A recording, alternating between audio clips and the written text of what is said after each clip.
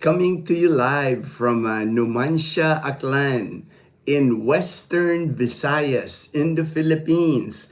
I'm having my morning cup of coffee here. I got my French vanilla brewed coffee, large, from 7-Eleven.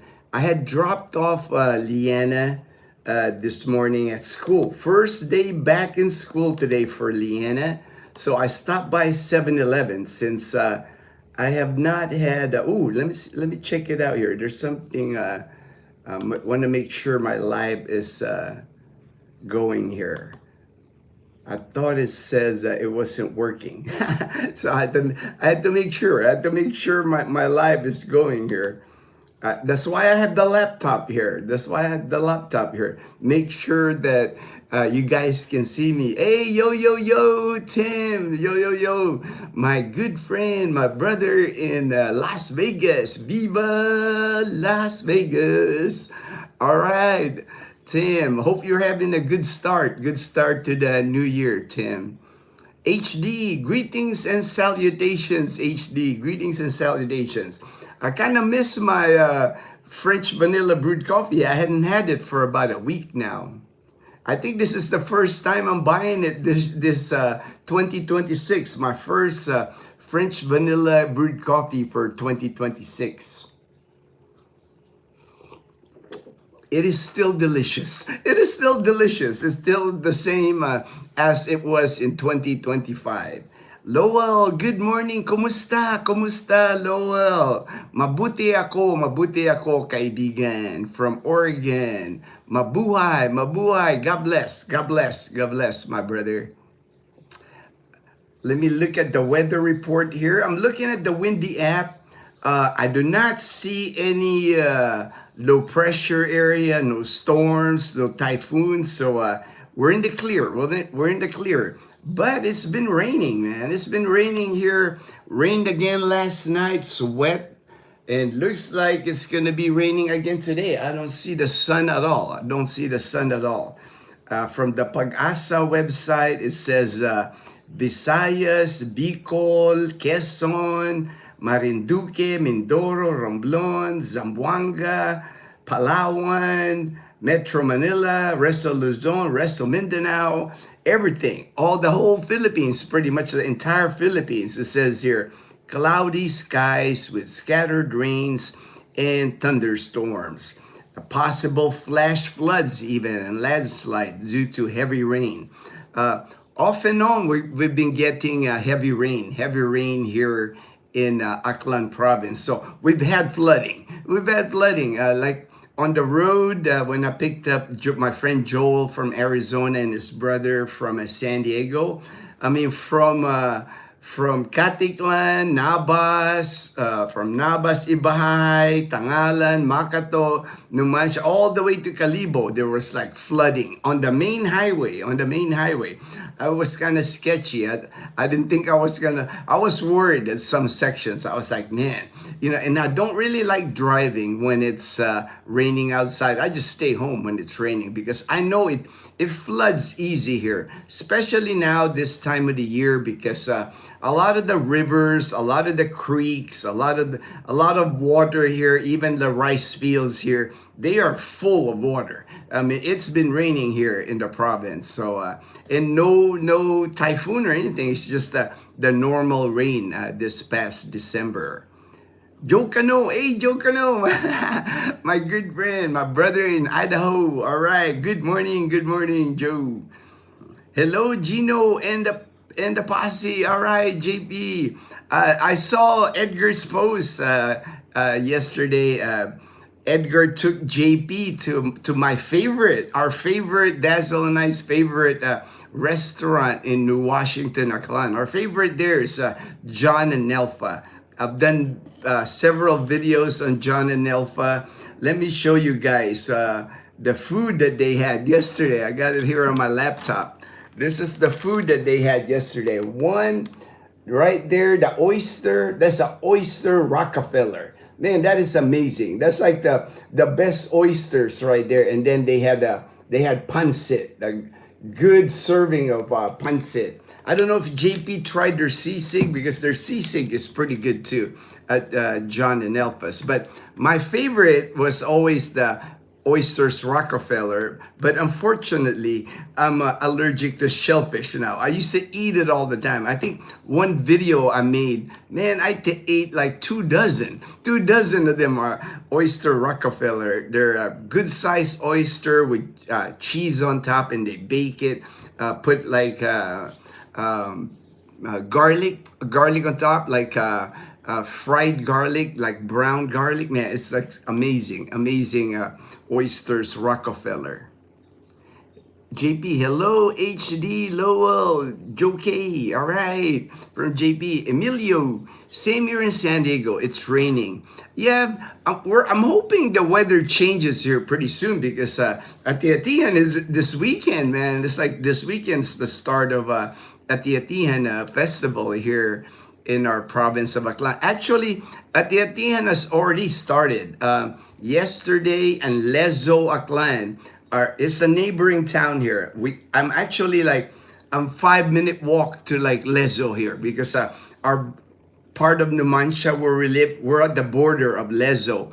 And Lezo, Aklan had their Ati-Atihan yesterday. I saw pictures on Facebook, the bands, people dressed up, with their Ati-Atihan gear. So here in Aklan province, Ati-Atihan is just not in Kalibo. A lot of people mistake that they think that Ati-Atihan is only in Kalibo from January 11 to the 18th.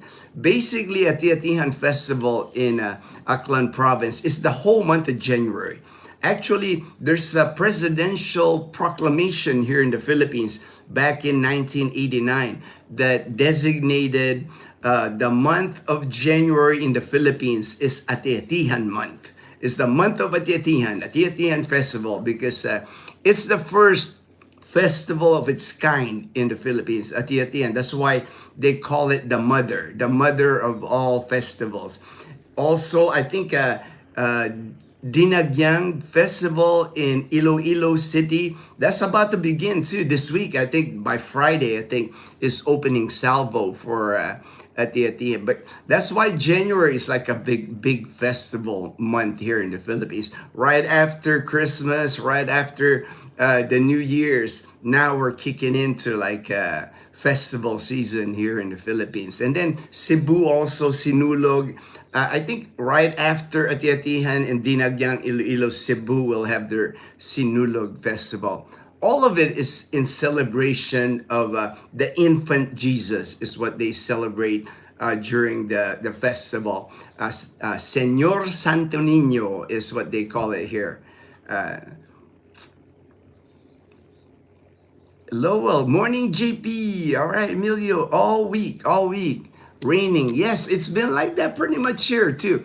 I think there was one day this past week where it was sunny, but pretty much the past week it's been raining here. Good morning, JP from HD. Hello, Liam. Good morning. Derek, all right. Aloha from rainy Oahu. Aloha, my brother. I guess it's raining everywhere, right? For January. I know in the US, I remember January usually is like winter, like most areas in the United States. Even when I was in Tucson, Arizona for 7 years, I lived in Tucson, Arizona before I moved here. I remember January, cool, cold temperatures, not just cool. It's like cold.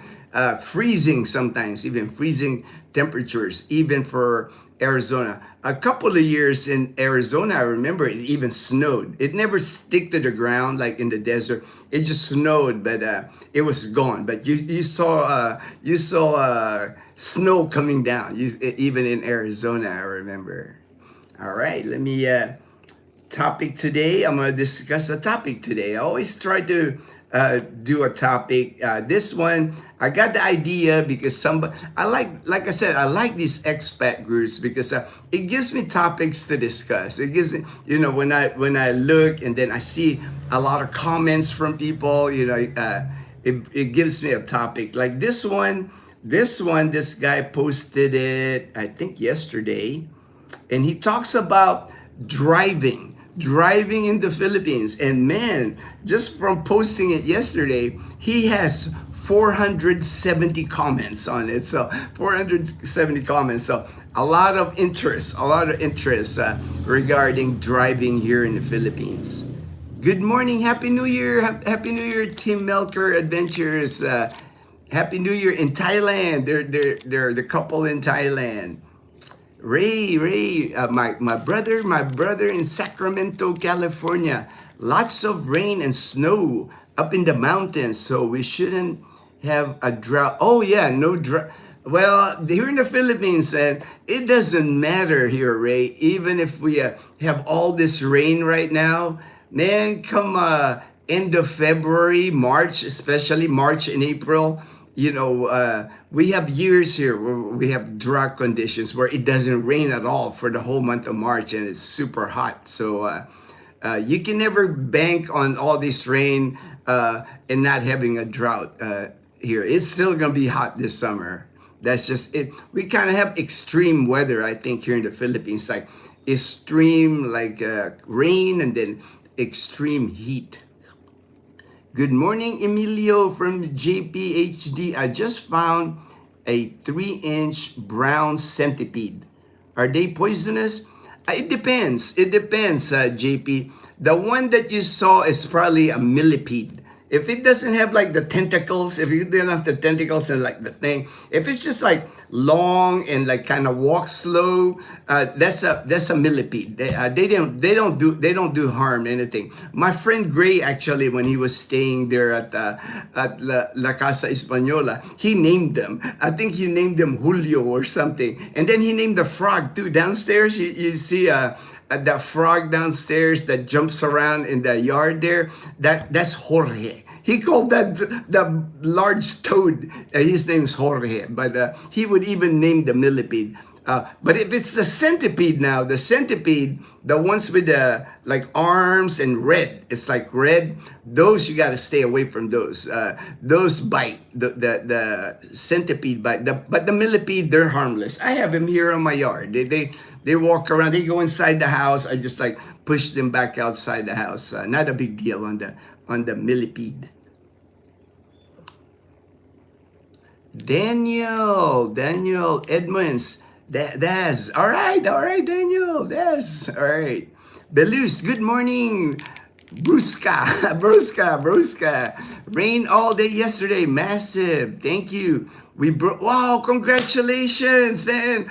Man, Belus, that's awesome. 1,000 subs already, man. That's awesome. I'm happy to hear that, Belus. Belus is in Leyte. He's trying to pick up on subscribers.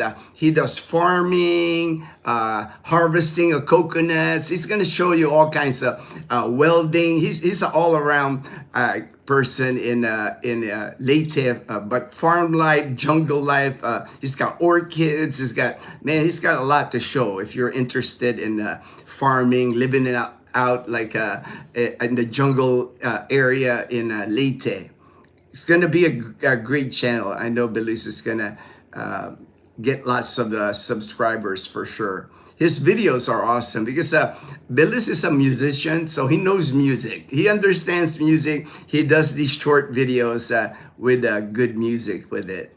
His own music too. He's a singer-songwriter, so he doesn't have to worry about copyright because he's got his own songs. And Daniel, hello, Liam, Global. All right, Joe, JP, eat it and let us know. It's in about 30 minutes. I mean, those oysters, man, they're just amazing. I have not met anybody that I've taken to.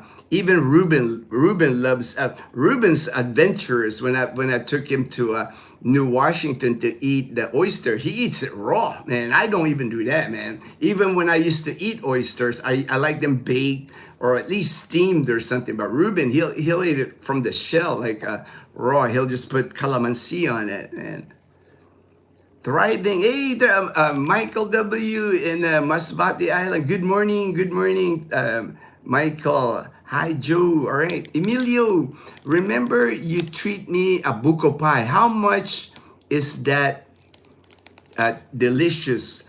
Man, I can't remember, Ben, but that, I took Emilio when he visited here. I took him down to Lezo. There's a buko pie there. That's like it's a legit buko pie. It's a bakery. They make their own buko pie, really thick and layers of like that coconut pulp. I mean, amazing buko pie. I want to say they're probably like I want to say about 80 pesos per slice.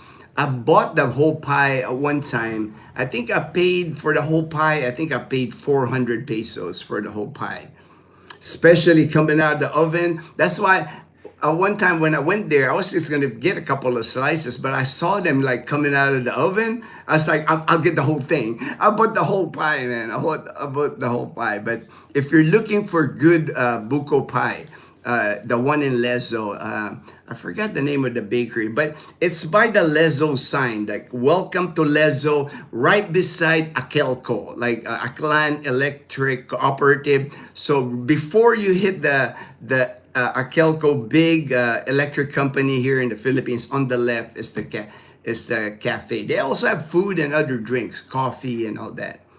Very good food, very good buko pie and coffee. Driving, lawless in Leyte. Well, I was gonna start talking about it because the guy that posted and he hit it spot on. It's like he says my take on driving in the Philippines.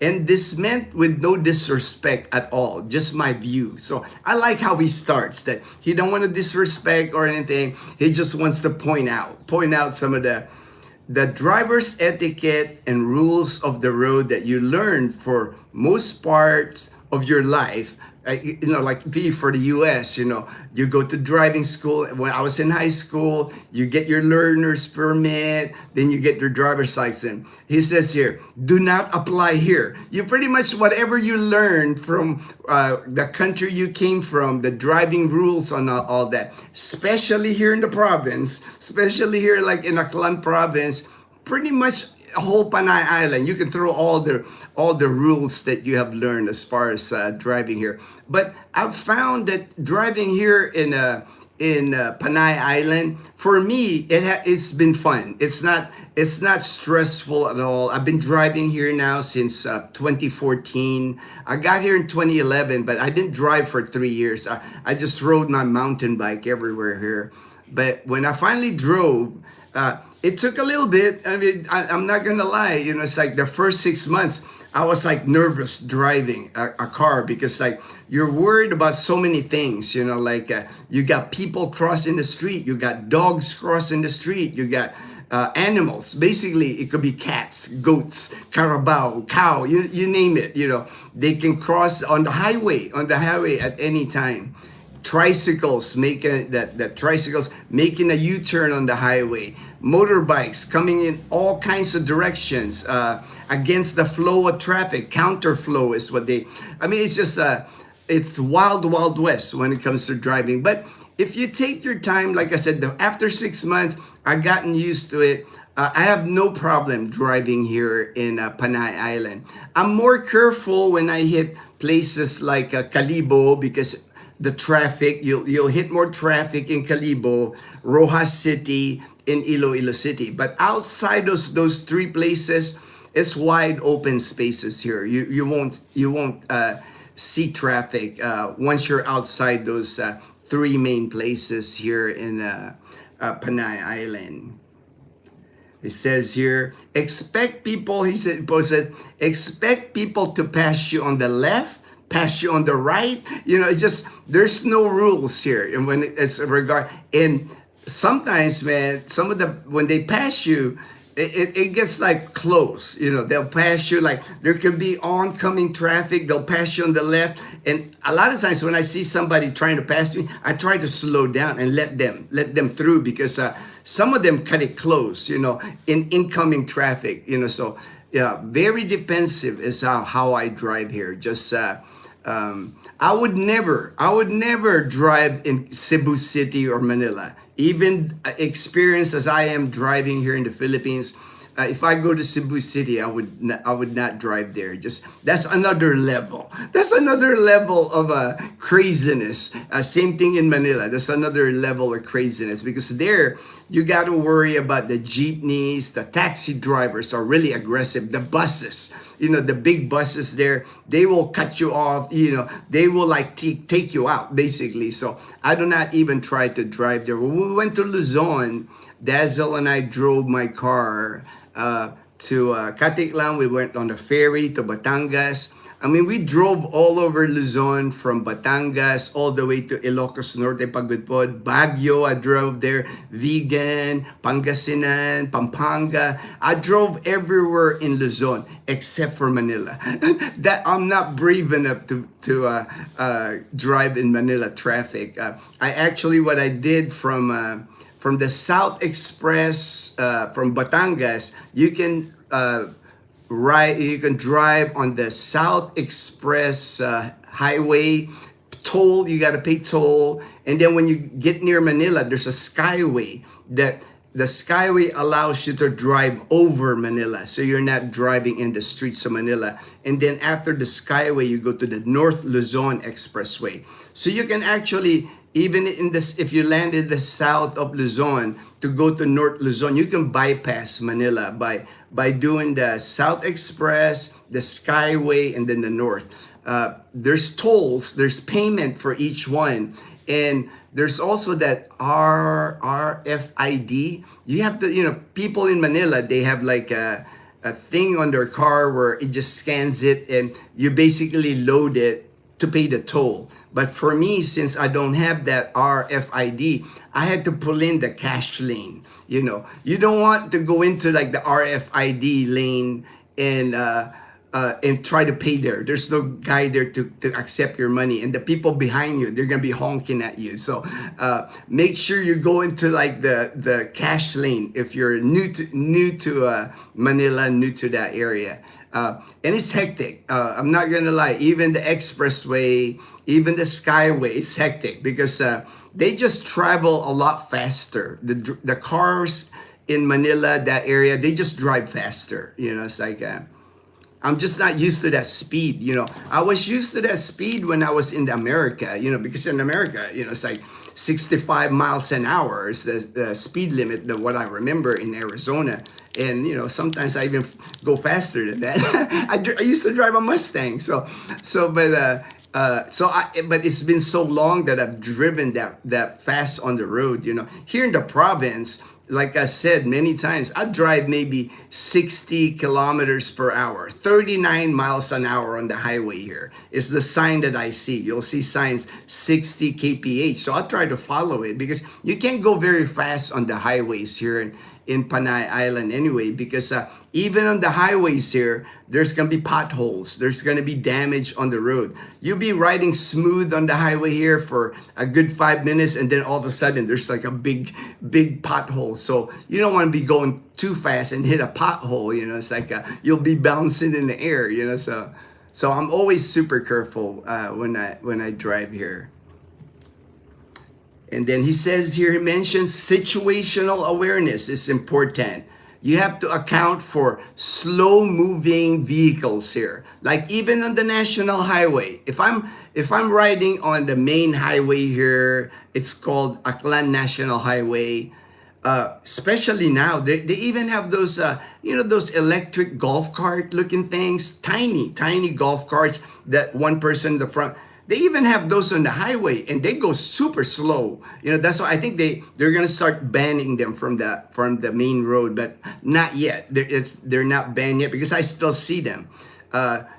You could be going on the highway. That's why I don't go very fast. That's why I go maybe 60 kilometers per hour, because all of a sudden there's gonna be somebody in front of you that's going super slow, like 10 kilometers per hour. A tricycle loaded with stuff, because everybody here in the province, when they move, they'll move everything using a tricycle. We're talking, they'll move a refrigerator, they'll move a big water tank, they'll put stuff on top of the motorcycle, on top of the tricycle. So of course they're going to be going really slow.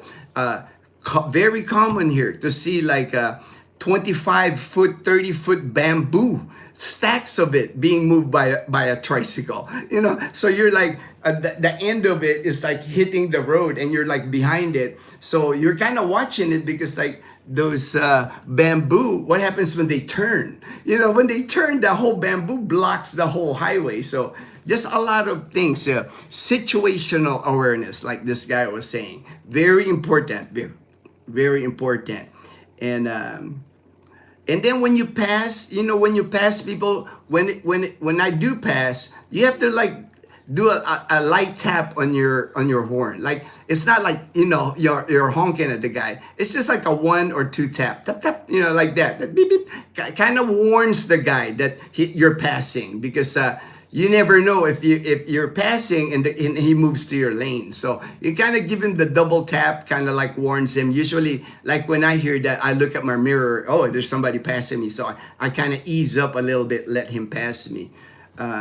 You'll see this one. I still get confused. I still get confused with this. When you get into like a 4-way intersection, they'll high beam their lights on you. This one I'm still confused, because sometimes it means like when I see it oncoming and he hits the high beam on me, I just slow down automatically, because I never know what they're going to do. Sometimes they cut in front of you. Sometimes they want you to go. So I'm confused on that one. So like I said, when in doubt, I just like stop or slow down when I'm in doubt. But I don't drive at night. I try to limit driving at night here in the Philippines, because I would, even here in Panay Island, driving at night is dangerous. I will just say that. That's my opinion. It's dangerous.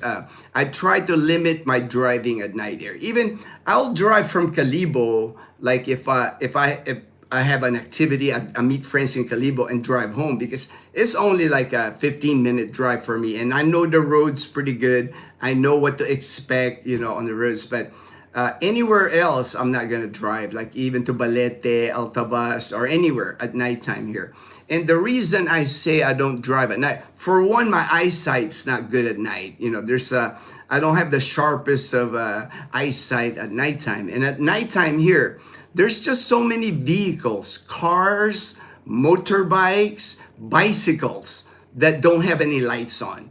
I don't know why they do that. I don't know, but they're trying to save their headlight or something. But you will just see so many vehicles without not running any lights. No backlights on their motorbike, no reflector. And people don't dress at night here like a reflective gear or anything. Forget it. It's like there's people crossing the national highway here at night wearing black clothes. They're almost kind of camouflaging themselves. I don't understand, but I do not drive at night. To me, it's dangerous to drive here at nighttime. JP said, I'm going to go through the comments while I hit the topic, because I don't want to get too behind on the comments here. Yes, millipede. I have heard the toad at night. I know that the toad, there's several ones, but there's a really big one. My friend named him Jorge. And I seen him the other day. When I went there, JP, I saw Jorge. He's still like hopping around there on your yard there.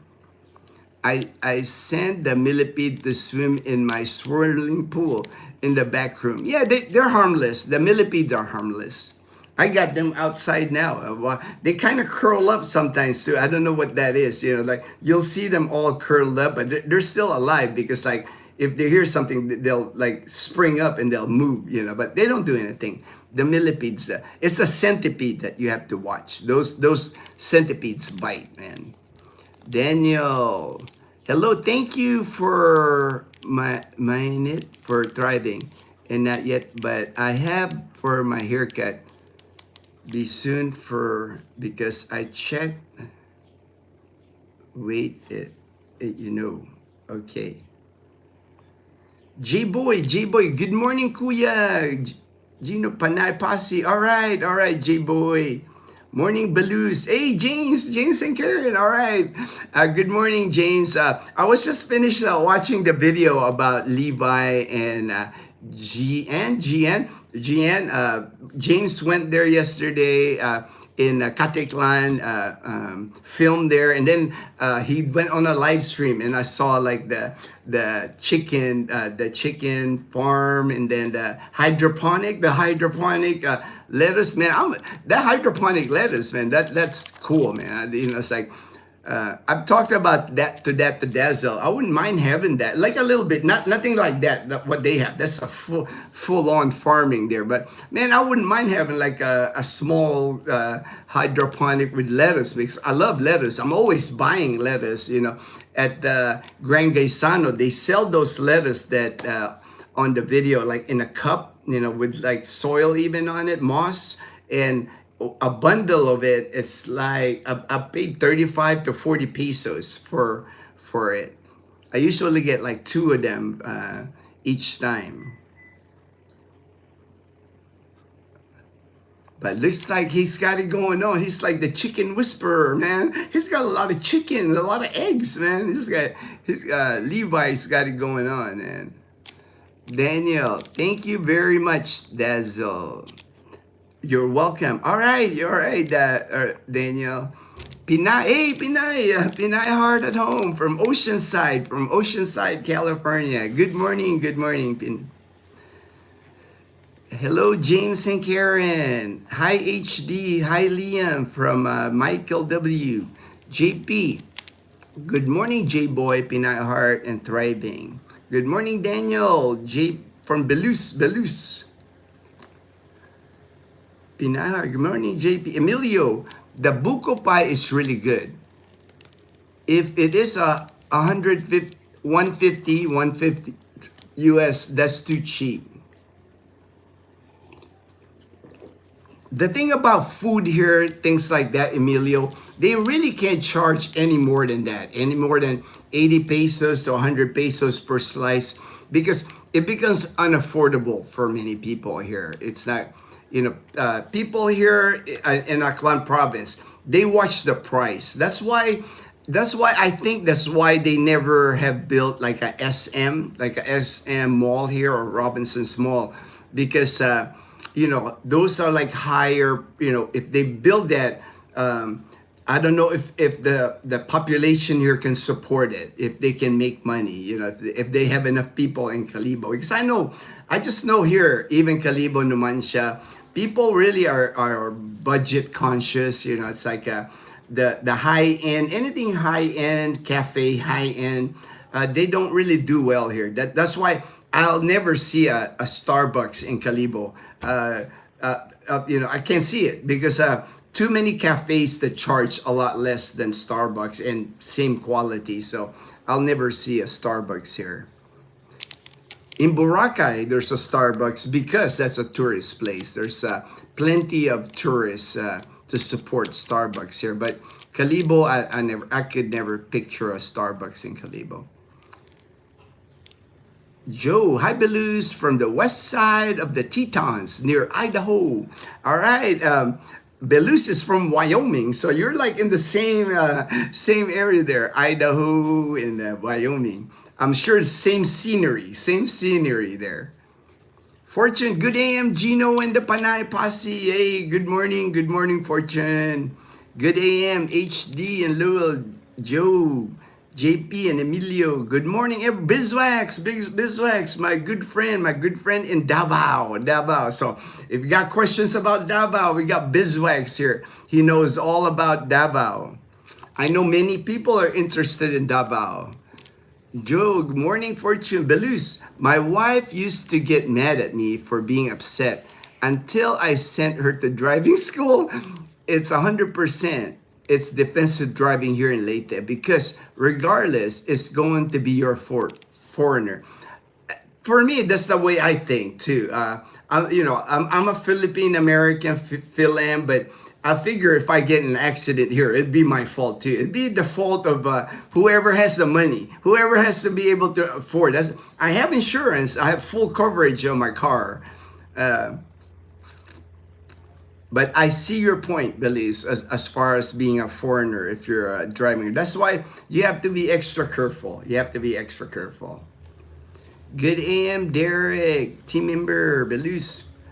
We got a lot of people. We got a lot of people, and I'm glad everybody's saying hello to everybody. To me, that is just so awesome because we're have a good community here. We're like friends. We're like getting to know everyone. We know everybody's life. We're sharing our lives on the live stream on YouTube. When parking and leaving, always watch your blind spots. You'll have people pulling their trikes. They're expecting to get run over. It's almost like they bait you.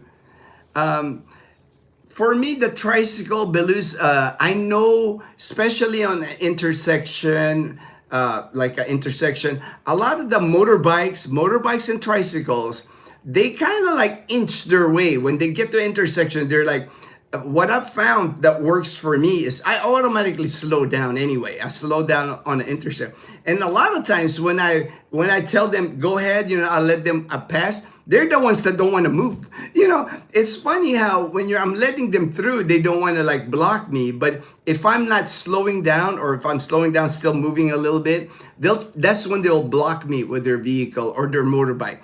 People like to put their front wheel on their motorbike in front of your car or in front of your motorbike. It's kind of like who gets to the point. It's almost like an understood where once they get their front wheel in front of your car, they got the right of way. Just because they're there already, I can't go anymore because they're blocking me already. And another thing, even on the national highway, if I'm riding on the national highway, there's a guy waiting here to make a turn, like a right turn to get on the national highway. It doesn't matter. That guy it's a tricycle usually. They'll block you and then go like 10 miles an hour. It's like, I know that could be aggravating because, you're going 60, you're going 39 miles an hour going along the highway. All of a sudden they'll just pull in front of you. They'll pull in front of you and you got to hit your brakes. You got to slow down because they're blocking you, because they're not going to wait till you pass. And then, the typical thing in the US, look both ways. Both sides are free, then they can go enter the traffic, right? Here, none of that exists here. As far as Belu's talking about zero courtesy, I don't think it's much about courtesy. I think people are just used to it that way. That's just the way they drive here. It's almost kind of like who gets to the spot first. It's like it's a race to get to that spot where one has to stop and one has to go, because you see it. It's like organized chaos. You don't see a lot of times when there's traffic flowing, intersection. You don't see accidents in those areas. Usually, you see accidents. People just going too fast on the national highway. A lot of motorbikes, unfortunately, a dog will cross and they try to avoid the dog or hit a dog and go flying on their motorbike. But if you take your time, even on a motorbike, you should be okay. A lot of times the accidents I see here is just everybody just trying to be in such a hurry when they drive here. Let me turn on my fan because the sun is trying to come up. It's like getting warm here.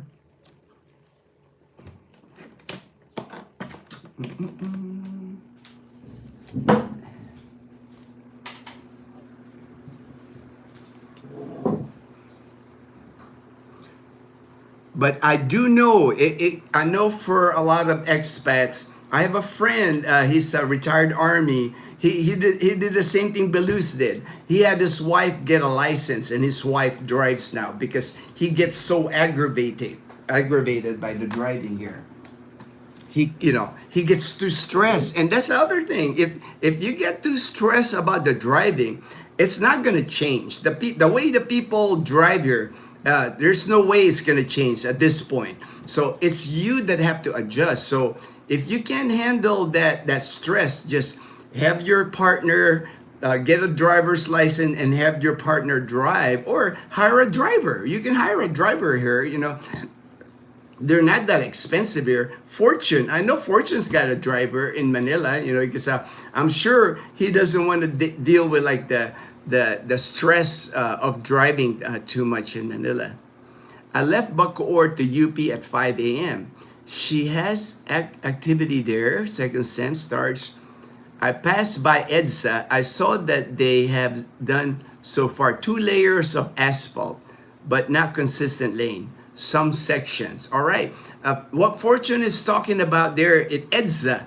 EDSA is like the main road in Manila. You know, heavily traveled, heavy traffic usually in EDSA, and they're doing renovations in EDSA, construction. You know, like asphalting and all that. So you can imagine, you know, that place is already traffic without construction going on. So it's going to be more traffic in Manila in that area. Belis, good AM, Master Fortune, salute. From what I have seen on YouTube, province is wild, wild west. Manila is Thunderdome. Thunderdome, that's funny. Manila. Yeah, I've never driven inside Manila, or I've never driven in Cebu City. I just refuse to. I know I can handle it probably, but why? You know, why stress myself over that? I drive all the time in Iloilo City, not a problem. Fortune, in the leftmost lane, some in the rightmost lane. I say not even 10% of the total job. Oh, so it's going to be construction for a while. They haven't even done 10% of the repairs that needed in EDSA. Lowell, morning Fortune. Emilio, yes, Manila is the worst traffic ever. I didn't even think about driving. I'd rather walk. Yeah.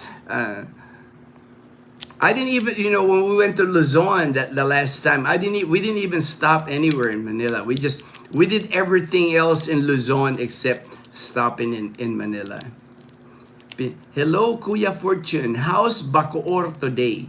They are talking about buko pie. I'm missing, oh man, Laguna, Tagaytay, that area. They got some amazing buko pie in that area. You know that in our heart. Every time, what is that one? I know in Pampanga, I always go to Susie's in Pampanga. There's another one I know in Laguna that's very popular, that anytime I'm in that area, I get a whole one. A whole buko pie is just popular in the Philippines because of all the coconut here. Like in Iloilo, I like they have a brand. I think what is that? I just can't think about the name, but there's always like pretty much anywhere you go, there's like a brand that people remember as far as like their favorite buko pie. Hello, Fortune, Belus Lowell. All right. Belus, 23 in the house. Smash the like. All right, thank you, Belus. Hey Joel, all right, Joel, my good friend Joel from Arizona. He's in Calibo now with his brother Chris. Northern Arizona, 75 miles an hour. Ooh, that's fast. That's fast. It's just a suggestion. Good morning, Joel. This is a suggestion. Here, like I said, I don't drive. And, you know, Joel's ridden in my car when I drove all the way to Iloilo City with him. He knows I drive slow, man. I take my time. I'd rather drive slow and not be in any accident. Good morning, Joel. JP. Jason Potter. Hey, Jason Potter. Good morning, Jason Potter. Please like and subscribe. Thank you, Jason Potter. Good morning, Mr. Weatherman. Hey, I'm done with the weather, man. I tried to get that weather in first part of the live stream. Fortune, I left Bacoor not raining. We did not rain yesterday also. The good buko pies are in Los Baños, Laguna. I know the good buko pie. I know. I just can't remember the name. The one particular brand that I like, the buko pie. But Laguna, I know Laguna's got some good buko pie. Good AM, Vegas Will. Ray in the Philippines. Good morning. The Colonel Chronicles, good morning, Panay Pasi, sportsmen, fishing people, and all others. I think we finally ate all the tilapia is gone. The one that mom and dads were called. We're tilapia dry now. We're all out of the tilapia. They haven't talked about when they want to go fishing again, but I'm sure it'll be soon here since we're out of tilapia. Morning, Colonel from Joe. Hey Daniel, my brother in Jacksonville, Florida. To all the Posse Brews. All right, Daniel. Ray from Sacramento. I drove an Air Force bus from Clark to Wallace Air Station. I've driven the Air Force bus too. I've driven when I was at Clark, Ray, I drove the ambulance bus. We had an ambulance bus, same configuration, same the Bluebird bus, but ours had they made it so you can put litters on the ambulance bus. I got to drive that when I was stationed at Clark. I worked by the Aerovac section. We would get the Aerovac is like the plane, the medical planes that land at Clark. We take the ambulance bus and we load the patients that were coming off the military plane, the military hospital plane. Clark, during that time when I was stationed at Clark, it was one of the biggest military base in the world. As far as Clark was just gigantic, you know, the medical center, a lot of patients that were in the Pacific region, like Okinawa, Japan, Korea, Guam, even they were sending them to us in Clark at the time. Ray in the Philippines. Good morning, Fortune. Will, GP, Blues, Colonel. All right, there's a lot of people. Thank you so much. Thank you so much for joining the live stream this morning. Captain Ron, JP, did you find any fishing supplies? All right. Well, I'll have to wait for JP's answer there. Jacob's Place, Gino. All right. Delis, morning JK, epic farm vid this morning. I know, man. I enjoyed that farm video with the hydroponic with the lettuce and then all the chickens. Man, they got a lot of chickens. And Karen was grabbing all the eggs. I could see in Karen's face the excitement of this, like grabbing egg after egg after egg. Man, that's so cool, man. Belus, Ray Dog, salute. Pinay Heart, I have tried Tagaytay Buko Pie only. Next time, I'll try Laguna. That's the one I really like. I've had Buko Pie in Tagaytay, but the one in Laguna, I just can't remember the brand, but it's one of the best Buko Pie that I've had in that area.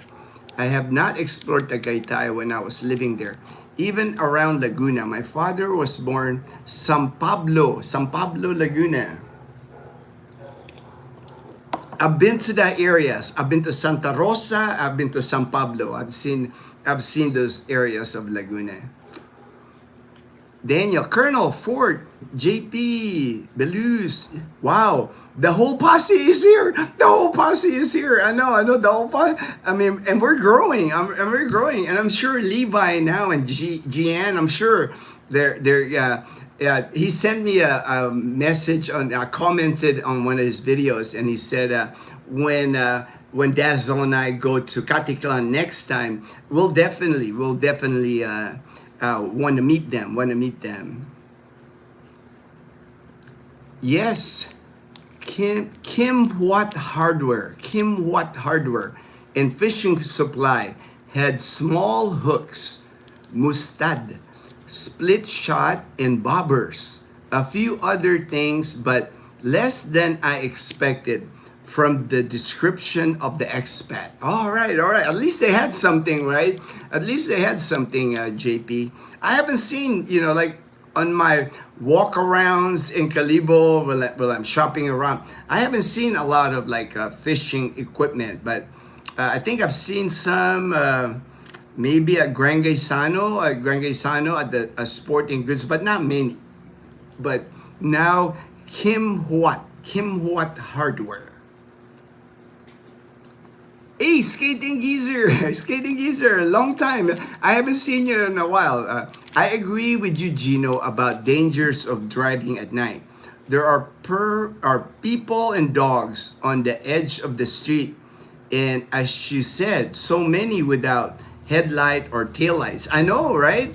I've driven before, going home from Calibo, where people just surprise you. You're like, that's why usually Dazzle's co-pilot co-piloting when I'm driving at night, just coming home from Calibo. Because sometimes, we end up staying in Calibo too long and gets dark. And she always has to like, watch out, babe, watch out, babe. She's like, watch out for that one, watch out for that one. She always helps me because, man, it's just too dangerous. Too dangerous for me anyway. For me, if I can avoid driving at night, I do. JP, hello, Daniel, Pinayart. Good morning, Colonel and J-Boy. Daniel, hello, JP Kalibu. I have to write. All right, JP. Need to see if I can get a temporary plate for the motorcycle. All right, get that temporary plate, man. And I'm trying to get a connection, JP. I'm working on it to get your motorcycle license. So hopefully, the person I'm trying to contact gets back with me. That way, we can get you a motorcycle license, Philippine motorcycle license. I'll let you know. As soon as this person contacts me. Good morning, James and Karen, Pinay Heart. Belus, smash like 37 in the house. All right. Thank you, Belus. Hello, Ray in the Philippines. Have to go do the immigration. All right. Take care of that, Ray. Immigration, man. You gotta do that for sure.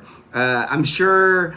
Pretty soon here, JP has been here about a week. Pretty soon. I mean, time just goes by fast here. Pretty soon, we're gonna have to get JP's initial first renewal on his tourist visa. And here in Aklan Province, you get 29 days free when you land. They stamp your passport. The first renewal here is 30 days, and then the second renewal is 2 months. And on the second renewal is when you can get the ACR, the Alien Certificate of Registration, an ID, your first official ID in here in the Philippines as a tourist. But I'll help JP through all that process.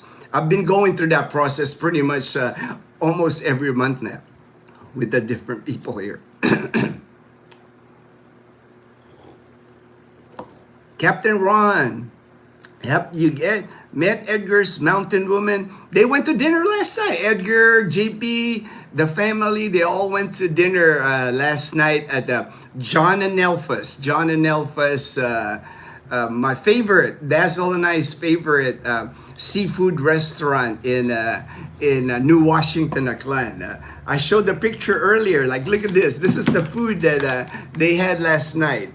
Right there, it's like the oysters Rockefeller. That's like a pancit canton right there. That's what they had. I'm not sure if JP had the sisig because I can tell JP likes sisig. Daniel, are you from Edmonds, Washington? Okay, San Pablo, rich town with 7 lakes.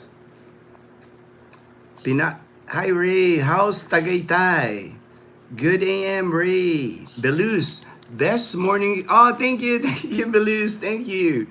JP, Captain Ron, I met Len Spell. Yep, you got Lenny, Len, that's good. Len for short, Len, and her kids. All were shy but respectful and seemed very happy. Oh yeah, they're very, Edgar's happy. Edgar's got a nice family there. Fortune, good AM, Colonel. Good AM, Ron from Fortune. John B. Hi, JP, Colonel, Ray, Fortune. Good morning. What is everyone doing silent lives now? Oh, I haven't seen that. I haven't seen a silent live, Michael. I'll have to see. I haven't seen one. I haven't seen a silent live yet. Hi, Fortune. Hi, John. Good AM, John V. Hi, Ray. JP Kalibo from South Australia. I lived here for last 30 years. Yes, for a long time. Yes, I still here. All right, Daniel. JP, John V with the alien. Pinar. Wow, talaga, Kuya Fortune. I would love to explore San Pablo and learn about my father's heritage. Great area, man. There's so much history in Laguna, Pinay Heart. It's like even like Calamba Laguna with Jose Rizal, the lakes. I mean, there's just like lots to and you can just see so much history in that area. John B. Sir Mike, good morning. Fortune. Oop. Is the motorcycles local drivers don't have brakes? Don't have brakes? Huh? Don't have brakes? No, you know how it is. You know how it is, Fortune. It's like when you get into an intersection, in an intersection here in the U.S., the right, it's got the right of way. Here, really, it's like when you get in an intersection here, like here in the province anyway, when I drive, you kind of look at all the drivers' faces. And like I said before, if they did one of this, like their head like tilts up, that means they're letting you go. But if they want to do one of these down movement, that means they're the one going. So kind of like it's a weird dynamic. It's like I've never seen it before, but you're kind of eyeballing each other, and then they go ahead, go ahead. So it's kind of like it's you'll find the rhythm. You'll find the rhythm of driving here in the province. I need to have a lot of courage to drive in the Philippines. Yes, yes. If you've never driven in the Philippines, I would say the first 6 months could be challenging. Could be challenging because a lot of expat friends that I have, that the thing that they have a hard time accepting here in the Philippines is there's no rules.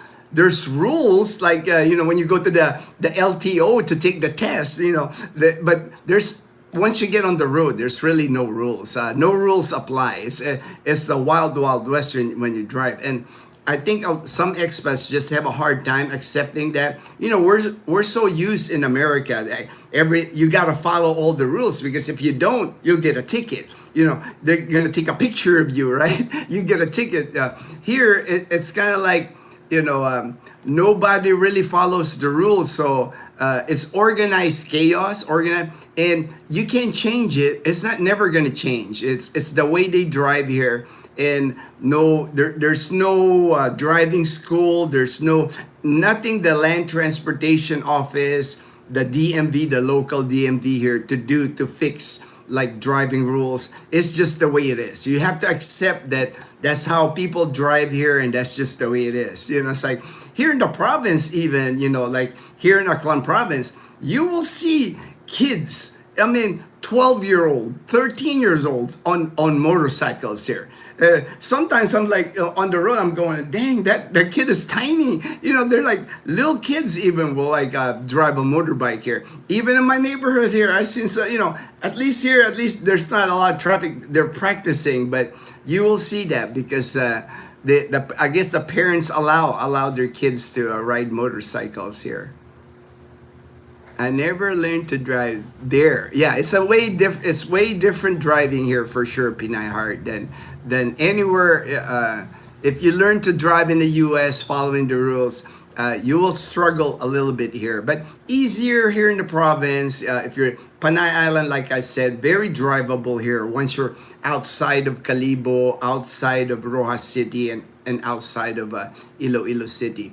The city, just more congestion, so it takes a little bit of patience, a little bit more patience driving in crowded areas here. Because my husband joined the military 6 months after we got married. All right. Hi, Jason Potter from Michael. Hi, Vegas. Captain Ron. JP, hope they let you go to the front of the line at the motor. Oh yeah, I'm sure he'll JP was I think he was just so excited to get his new motorbike. He's got it's a Aerox, a Yamaha Aerox, I think, 155. He was just so excited. He didn't check the plate. Usually that's the fault of the person selling it to you, right? The dealership should have put the temporary plate already, but I'm sure all the excitement about getting a new bike and all that. Jogo, all right, Daniel. Yeah, I've seen Jogo Wonder. I've seen some of his videos. Did a great vlog today. 5 things to pack before you come to the field. It's a legit list. All right. I'll have to check that out, Daniel. I'll have to check that out. Bizwax, watch your blind side when turning right. Lots of times motorbikes will turn right at the same time. Yeah. uh, I'm always looking at my back, the mirror, side mirrors, because motorbikes have a tendency of sneaking up on you. I've gotten caught surprised, like, whoa, where did that motorbike come from? It's like you're driving, you're trying to look at all your mirror. I mean, your head is almost kind of be like in a swivel. But one thing I learned, as long as like stay in my lane, I go slow, all these motorbikes will just zoom past me. And I don't mind that at all. I've found it to work. I've had, knock on wood, no accidents since I've been driving here 11 years now. So, because I'm just super careful, because I don't know, last thing I want to do is like cause an accident or hit anybody for sure. Good morning, Biz. Good morning, Thrive Expat. Fortune, my driver primarily drives for Chi and Luna. I drive on my own, but on Saturday, I can ask the driver to drive for me, transferring the traffic stress to him. Right? See, Fortune knows that why stress yourself if you can have somebody else, right? If you can hire a driver, why not? It's like they're not expensive to hire a driver here, depending on where you are here in the Philippines. Here in the province, I know you can hire a driver here for about $180 a month. So if driving really stresses you, 10,000 pesos, $180 a month is worth it to have your own driver that drives you around. And plus, man, that's kind of cool, right? It's like how many people in the world can say, I have a driver. I have a driver. I usually hire my brother wherever we visit the Philippines. And that's smart. Pinay Heart, because you're on vacation when you come to the Philippines. The last thing you need is to be stressed about driving or get in an accident even. That's smart of you to just hire somebody. Like I said, it doesn't cost much to hire a driver here. We rented the van also. Driving in Manila is very stressful. No doubt about it. Very stressful to drive in. I mean, even Fortune can tell you, he's experienced many, many years. He grew up, he's been driving in Manila many, many years, and it still gets stressful because just the traffic, the aggressiveness of the drivers in Manila. They go high speed, man. That's the main difference that I saw when I drove through Luzon, when I was on the expressway, South Luzon Expressway, North Luzon Expressway. Man, they are flying. They're going on speeds on the highway. They're the same in the US, like 65, 70 miles per hour on the highway. They are flying. They're like zipping back past me. I'm like on the slow lane. I'm like, boom, boom. My little car would like shake every time they're like, that big SUVs would like pass me on the left. Hi, J-Boy. Belus, in Cebu, wonderful. So much courtesy. They will actually go out of their way to park. It's like night and day from Cebu City. We have 2 drivers, plus wife and myself. Cebu, really nice. I've been to Cebu a couple of times, but I still won't drive there. I saw the traffic there, Belusa. I'll stay away from driving in like the big cities. Paul Morgan. Good morning, Gino. Learned my lesson on New Christmas. Guy pulls out, hits me, and tells me it's my fault because I didn't slow down. But no one behind me. I know. That's a dynamic that you got to learn here, Paul. Paul is in Iloilo City. There's a certain way, because like before you get into an intersection, in our mindset in the US, I have the right of way, so I can just keep going. You got to be careful. For me, even if I have the right of, I know I have the right of way. Even when I get to an intersection, I slow down. Just because the expectation here is different. Pinaha, I remember those days when I used to commute from Imus to Lyceum, Manila. Oh, that's a long commute. Man, that's a long commute for you, Pinay Heart. I had to ride the LRT. See, LRT is before my time. I left the Philippines. They didn't even have the LRT or MRT. That's all new to me when I came back to the Philippines. and you'd get completely smashed in that train.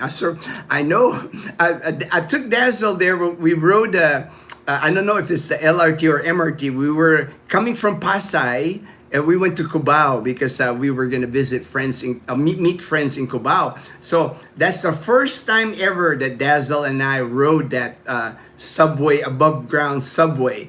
And man, we were packed. I mean, we had our backpack because Dazzle and I traveled with a backpack only when we went to Cubao, and we had it strapped in the front. I was like hugging my backpack, Dazzle too, and in that subway thing, we were like going like this because like. Shoulder to shoulder with people. When the doors open, you're like, oh, you're trying to like watch yourself being pushed out out of that subway. So I know that was the only time we rode it, going to Cubao and then going back to Pasay. So we've only ridden it twice, and both times, super packed, like sardines in it. Long line, right, to buy your ticket. There's like. You climb up, there's a line all the way down, all the way to the street, like to line up for that thing. I survived those years. I bet, man. Man, I couldn't imagine from Imos Cavite all the way to Intramuros, man. Man, that took a lot of heart, man. That's like a big challenge for you there, Pinay Heart. Mary Wharton. Hi, Gino and Dazzle. Happy New Year and more blessings to come. Good health. Thank you so much. Appreciate the prayers there, Mary. Gino, I drive lights on to avoid head-on collision, and people flash me. I know, right? I still don't get the whole flashing thing. I've been driving. One thing is I don't drive at night, very seldom. So, but you get that, right? You get that they'll flash their high beams on you. I'm like, is it because I don't put my high beams on? So in the U.S. usually they'll high beam you like that if you forgot to if your lights are on a high beam. But here on an intersection, or sometimes, I know I have the right of way. Like I'm on the highway, I have the right of way. Some guy here is turning a signal. Now I know when they flash the light at me, they want to cut in front of me. So like I said, when I see somebody flash their light and one has a signal light, I just slow down and I just let them, because I never know whether they're gonna cut in front of me or not. So why chance it? Like I said, I'm super defensive, super careful. That way, keeps me out of trouble. Keeps me out of trouble here. Oh yeah, same here, Belus. My Facebook every day is full of accidents on the highway here. Buses hitting tricycles, vans hitting. A lot of times it's tricycles. I see motorbikes, people.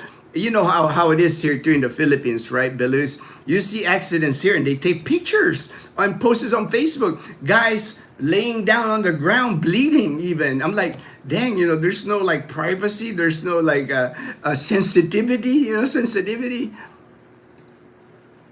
Terrible accidents for sure.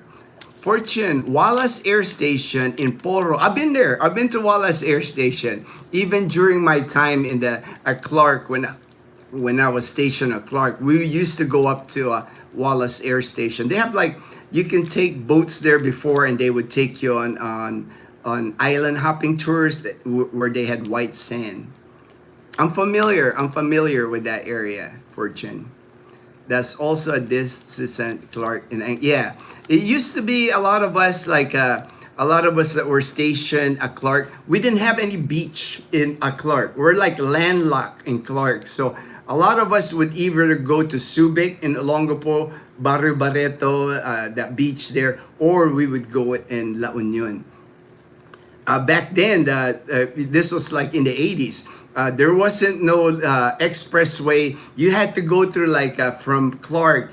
I remember going to Tarlac, going to Pangasinan, and then to La Union. Same thing going to Subic. You had to go through like San Fernando, Pampanga, I think, Bataan, I think, but the long route. There was no highways back then, so it took a while. It took like 3 hours at least to get to the beach from Clark Air Base before.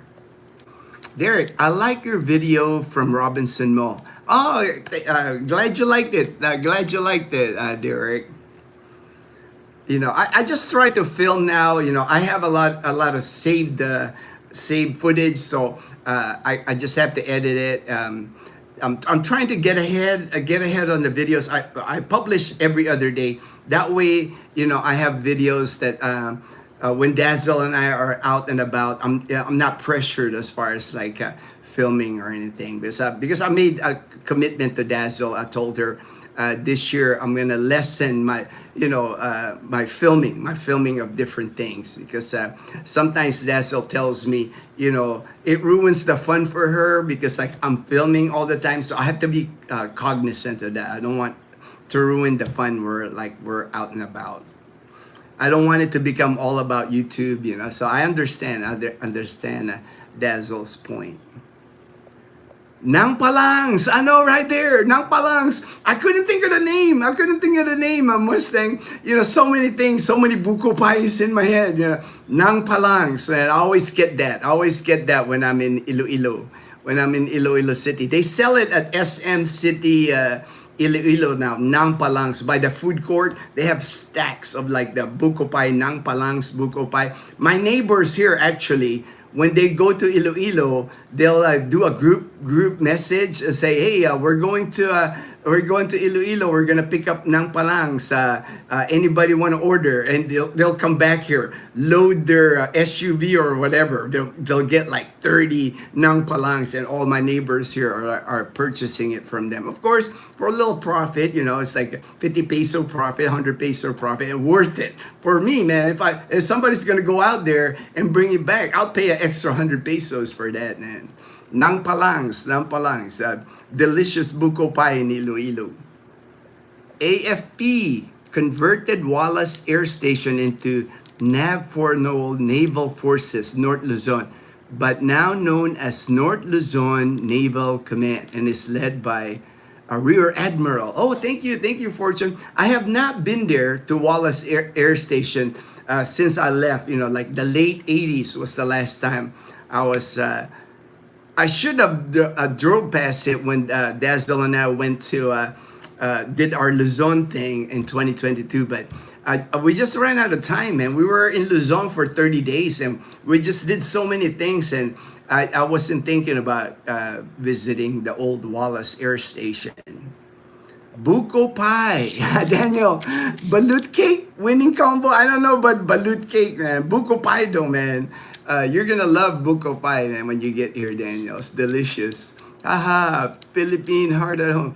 I last rode the LRT1 last August. It now starts from Sucat, okay, Sucat. I think Parañaque, Sucat. When before in Baclaran, they added 5 stations and will add 4 more. Oh, okay, all right. I did not know that reaches all the way. Hey, there's my friend. Message me on WhatsApp. My friend David in Canada. Yeah, I didn't know that it went all to Bacoor in Cavite. Good to know. Thank you for the information, Fortune. Yeah, but like I said, Dazzle and I rode that, like, I think it was like maybe 2017, 2018 when we rode the subway thing in Manila. But man, we haven't been back riding that, because like that was just one of those, we had to experience it so we can say that we experienced it. But man, it was packed in there, man. It was like standing room, no seats, standing room, and you're kind of like what you see sometimes in the videos, where they kind of like push you in there for the doors to close. I know in Japan, they would do that, but man, it was just like packed like sardines in there. Bizwax, they flash their lights to let you know your headlights are on.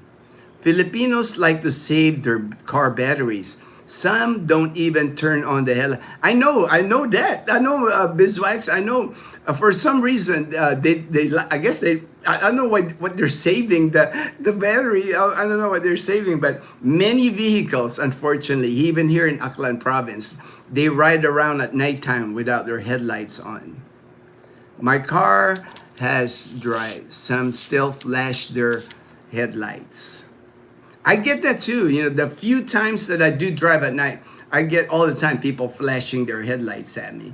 I guess they don't expect me to drive with my headlights on at night, but to me that's kind of crazy. Yes, Pinahar, in the Poblacion, there's a big lake called Sampaloc Lake. San Pablo is rich because that's where the Catholic Cathedral, whole Laguna is. Wow, whole Laguna. Joe, if buko pie is anything like coconut, no, it's different. It's different from coconut cream pie, Joe. I know what coconut cream pie is. It's more coconut cream pie. There's shredded coconut in there, more fluffy, kind of like a cream. Buko pie is like slices of the coconut pulp. When you slice a coconut, there's that white stuff in it. They take all that white stuff and they layer it, just layer it, and then we'll mix like not a lot of cream, but you can taste like I think it's condensed milk. It's some condensed milk. Makes it sweeter, but delicious. The crust is similar to a coconut cream pie, and they'll put a crust on top, kind of like an apple pie. And if it comes out of the oven, man, it's delicious. You can even put like a vanilla ice cream on it. That makes it level up some more. Whatever one is sitting in front of me would be my favorite. I would say it's my favorite pie here in the Philippines. Is buko or coconut pie is my favorite. Gino, according to Google, Letty's Buko Pie is popular Los Baños, Laguna. All right, Southern Cal Valley. I don't think the one I like is Letty's. I mean, they have several brands, but hey, man, I'm willing to try, man. I'm a Buko Pie aficionado, man. There's two places here in Calibo. One in Lezo, I like the one in Lezo. And then there's one in Calibo that I like. It's at the Habuan Weaving Center. They make their own buko pie there. It's by the mangroves, the Calibong. I filmed it one time, but those are the my go-to buko pies here in Calibo. And then when I go to Iloilo City, I always get nang palangs. They have many restaurants and farms there. The most famous near is Villa Escudero. Yeah, I've heard of that. I've never been to that Fortune Villa Escudero, but I have heard about that farm. Kuya Fortune, wow, my son is fixated on trains. It would be so cool if we could ride a train from Cavite. When will they finish it?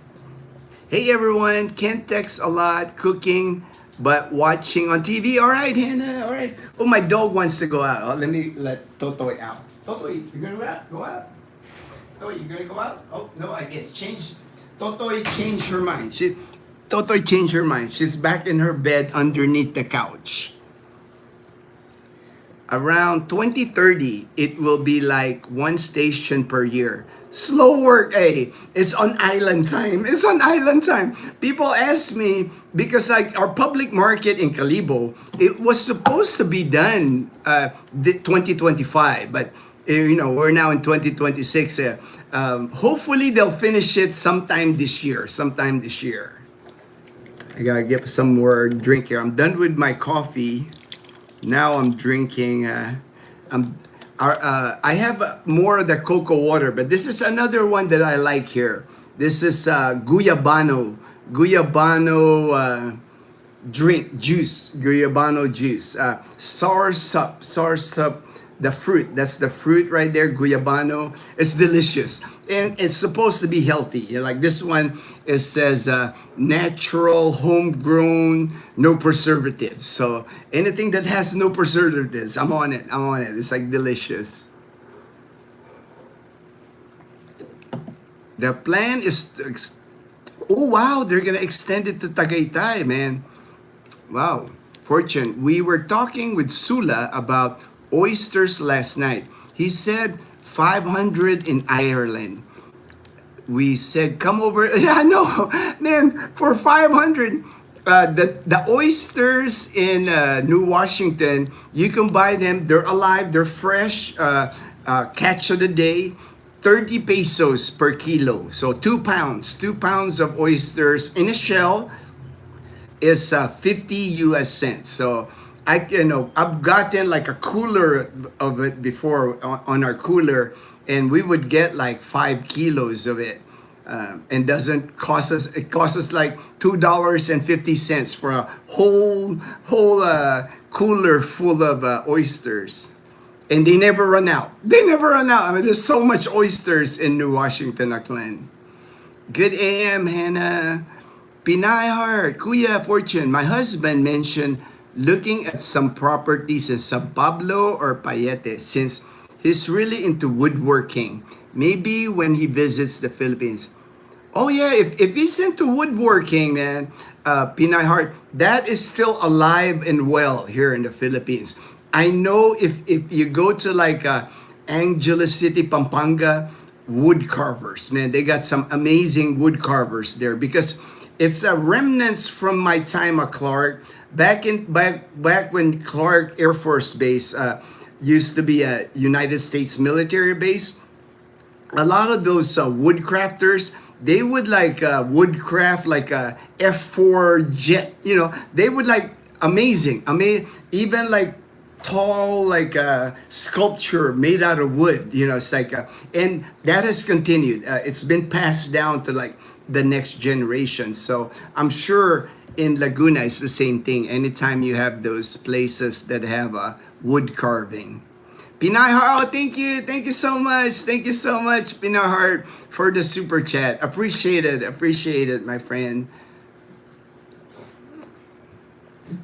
Happy New Year gift. Oh, thank you for the Happy New Year gift.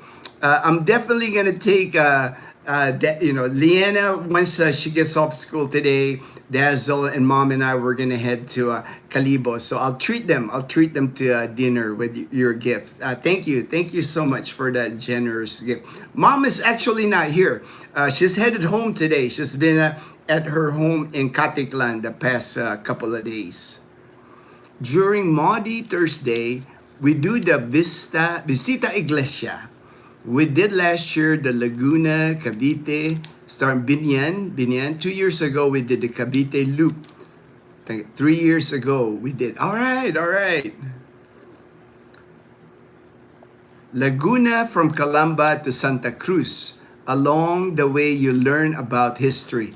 Probably the richest in Laguna are those heritage houses in Pila Town.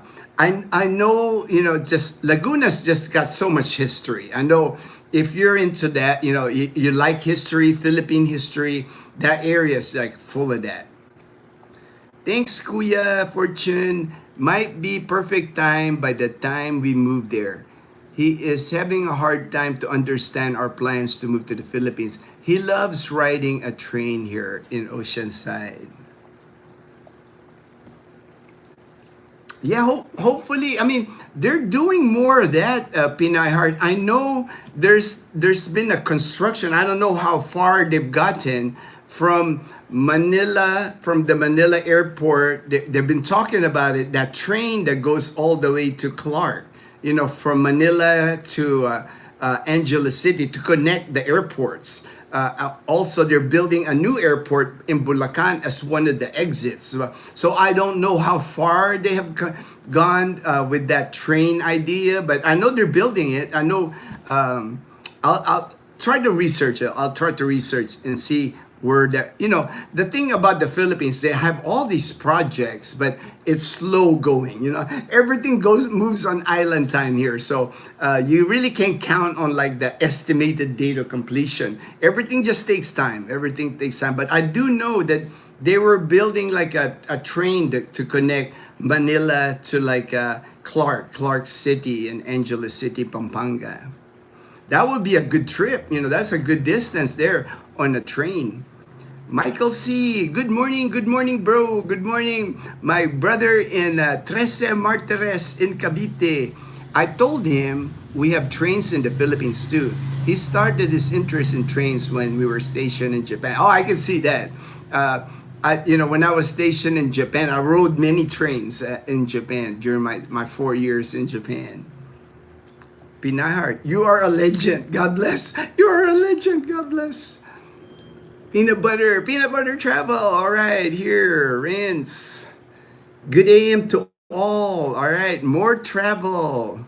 Pinay, thank you, Belus. Fortune, the longer route, they are rebuilding the Pampanga to Albay route, calling it the NSCR North-South Commuter Railway. Wow, that would be cool, man. Pampanga to Albay. That would be a good distance on a train.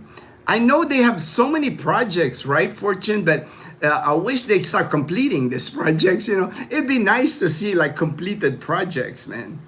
Kevin Barney, hey Kevin, my brother in Tucson, Arizona. Good morning, hey, good morning, brother.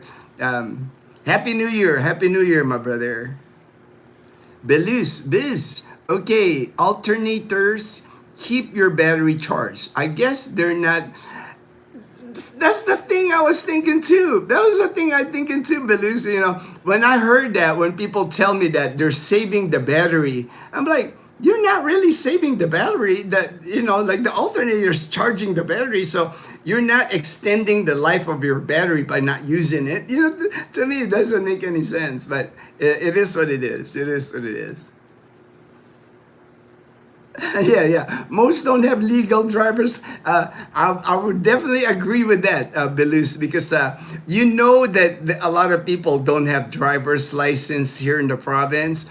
Anytime they have like a checkpoint, the checkpoint here in Aklan province, it could be a random spots, usually along the national highway.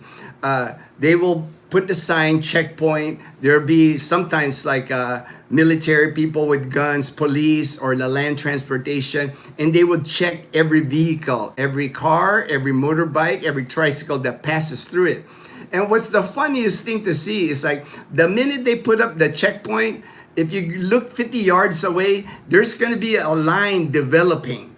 Like sometimes the line is like 1 mile long. I'm not exaggerating. Because what happens is people know that, hey, I don't have a license. I can't go through the checkpoint. So they'll just pull over on their motorbike. They'll put over in their tricycle. Sometimes even the big semis will pull on the side of the road and they'll wait it out. They'll wait it out, man. They'll wait. So the line just keeps growing on the national highway. Sometimes I see it. I'm driving. I'm like, I see the line. The first time I saw it, I was like, what's going on? There's a line on the side. But now every time I see it, I say, oh, there's a checkpoint ahead. Me, I never have issues with the checkpoint because, on our car, I have my insurance, I have my driver's license, I have my registration always up to date. And when I go through it, what you have to do if you're driving your car, the 4 windows, I have to lower the windows. The people, the police or whoever, they have to be able to look at inside your car. Everybody's got to have seat belts on. I guess they're looking, I think they're looking for weapons is what they're looking for. Usually the gun ban. The gun ban is a big thing here. You can't carry weapons in your car. And I'm sure they're looking for other things, maybe a criminal or something, I don't know. But very common, yeah. I cannot go through a month here in Aklan province where I do not pass a checkpoint. Usually, sometimes 2 or 3 times I have to go through a checkpoint. And the reason I have to lower my windows down, I have heavy tint on my car. I got like limousine tint. You can't see inside the car. So one time, I was driving through and the guy had me lower, he's signaling me like, do this. I said, what is it? I opened my window and said, he told me, always lower all your windows because we can't see you. So now it's just a habit now. When I'm going through a checkpoint, I lower all the windows. Even my windshield, actually, I had it tinted. Here in the Philippines, you're allowed to do that. Here in the province, anyway. But now the tint on my windshield is lighter now. The sun kind of fades it. So now you can see me now from a windshield. But one time when I had limousine tint on all my windows, even on my windshield, you can see me from the outside. Belus, I absolutely agree. I absolutely agree. LOL. Pinay Heart. Wow, must be a nice train from Pampanga to Albay. I told my husband we might end up living along the Riles, home along the Riles. That's a popular show here. Dolphy, right? Dolphy back in the day, home along the Riles. A house along the railroad tracks. That was a famous TV series here in the Philippines. I'm looking forward to see more train stations for him. For sure, it's coming. It's coming. It just takes time. It just takes time in the Philippines, but to me that will be that will open up the Philippines more. Once these trains gets finished, I would go on them. I would go on the trains just to ride them, just to experience riding a train, because ever since I've been back here in the Philippines, going on 15 years now, I've never been in a train here except for the subway, a subway in Manila. Edgar, you need to learn how the people drive here before you start driving yourself.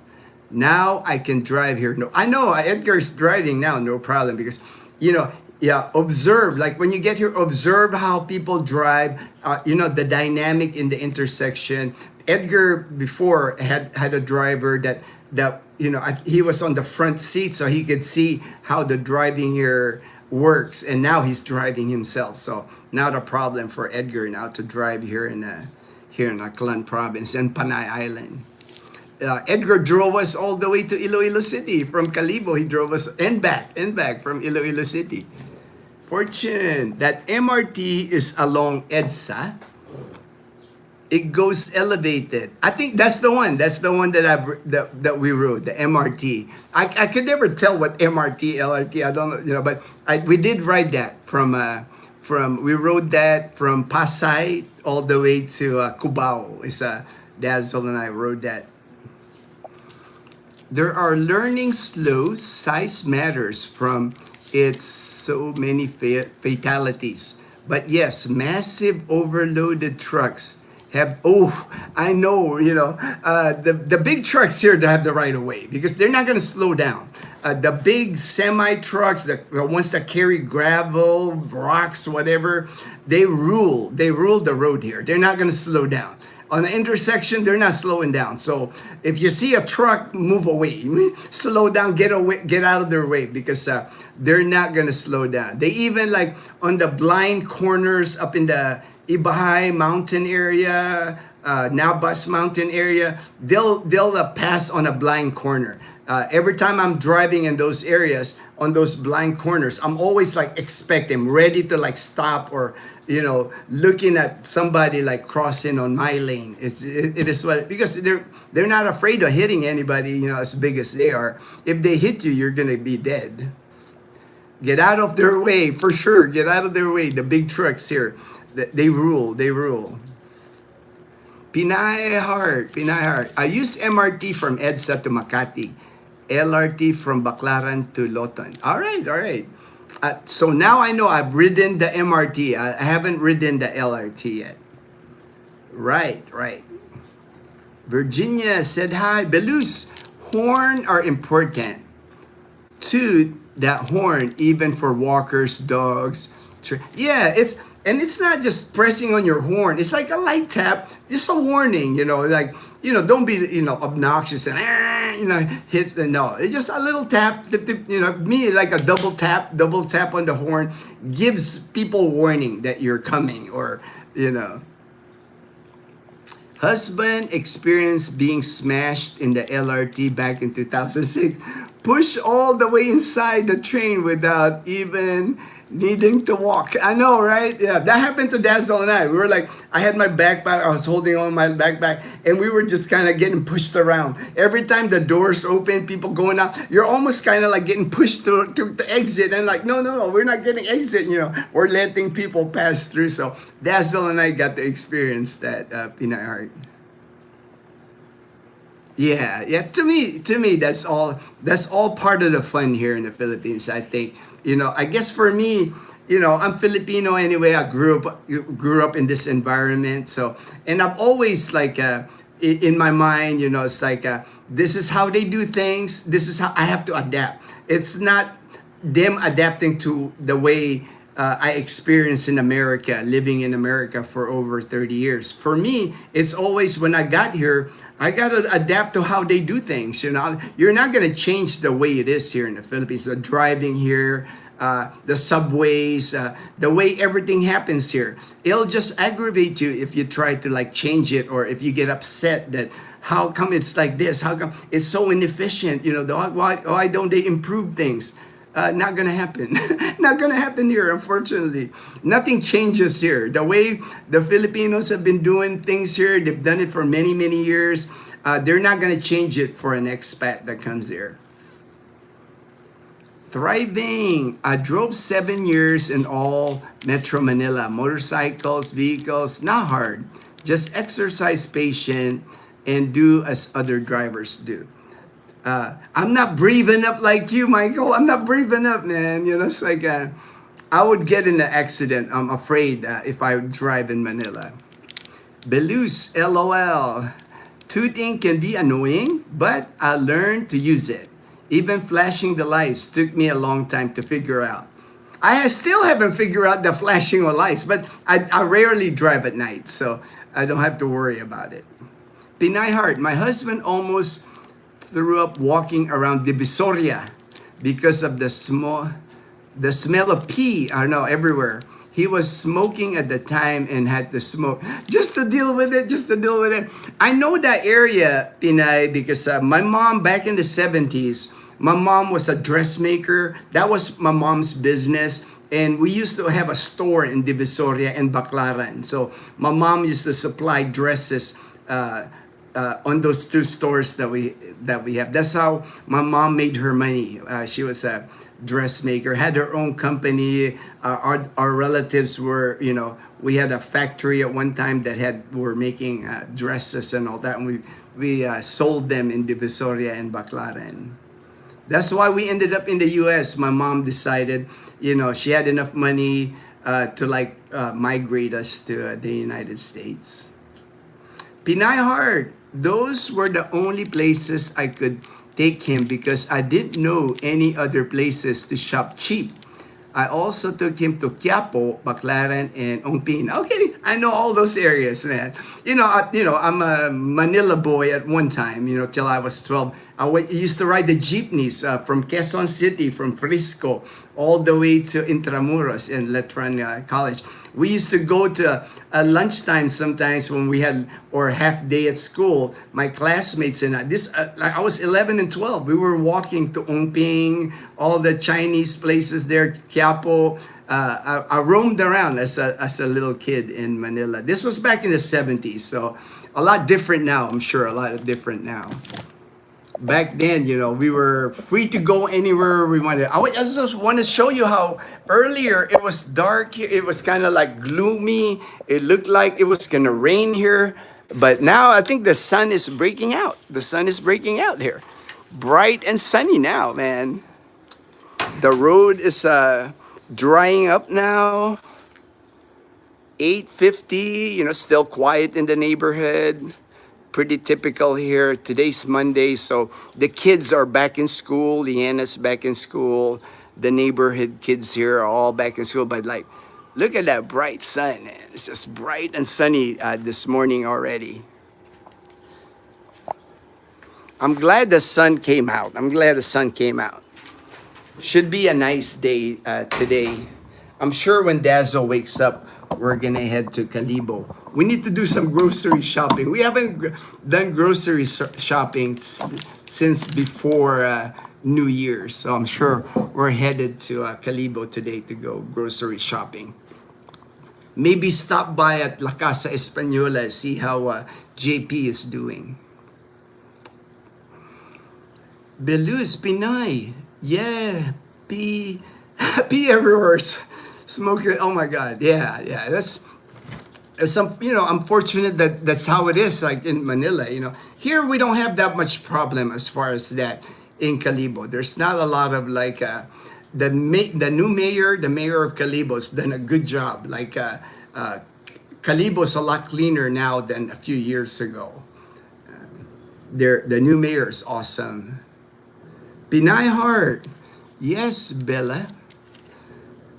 The funniest part is they'll write on, oh yeah, bawal umihi. Bawal umihi dito. It's almost like a target, I think. When they put a sign, bawal umihi, that's where they're gonna pee, unfortunately. Where people pee, I know, I know. That's probably why they put the sign. It's like their favorite place to pee. J-Boy, Pinahar, Divisoria is a little bit cleaner now. Yeah, I think so. Is it Tuburan? What is that place there? I know it's a lot cleaner now. Isko, right? The mayor cleaned that area up. Tutuban. I think Tutuban. That area in Divisoria. JB, that's great to know. I lived in Binondo. All right, Binondo. All right. When we visited 2018, I wanted to visit the area, but don't think we can take our kids over there. Don't have a nanny that time. Yeah, I'm familiar with all that area because our initial house, where I guess when I was till I was 5, I was born in Tondo, Manila. We lived in Jose Abad Santos is where we lived. Then at 5 years old, we moved to Quezon City in Frisco. And then, but when I started going to school at 7 years old, I went to school at Letron College in Intramuros. So I'm familiar. I'm familiar with all that area you're mentioning, Pinay Heart. The Colonel's Chronicles. My Copico Blanca is healthy too. I keep telling myself, and your secret ingredient, the Colonel's got a secret ingredient on his Copico Blanca. I don't add anything to my Copico Blanca, man. I'm straight up on the Copico Blanca. I don't have the secret ingredient that the Colonel has.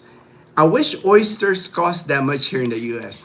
That's one thing that we're popular, New Washington, Aklan. The oysters in New Washington, Aklan, they actually make it to Boracay Island, all the way to Manila. The Dampa in Manila, they advertise. These are like top of the line oysters that they got here. It makes it all the way to Iloilo City. Very well known, the New Washington oysters.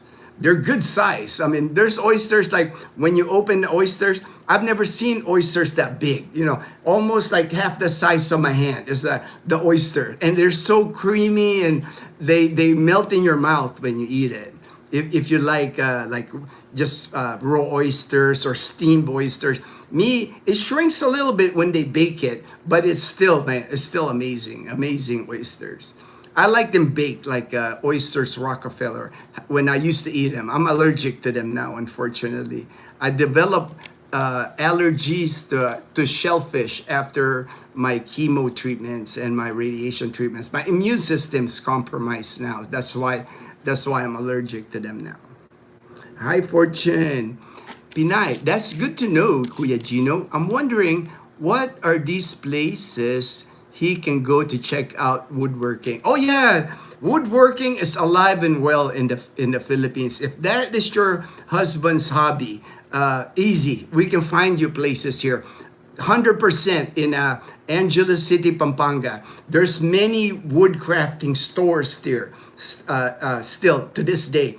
I mean, they would woodcraft like a coffee table, chairs. I mean, like I said, sculpture, like 6-foot sculpture. They'll hand carve like lapu-lapu or I mean, they're just amazing stuff that they do with woodworking. And I know your husband's gonna love it, man. Hi, Hannah.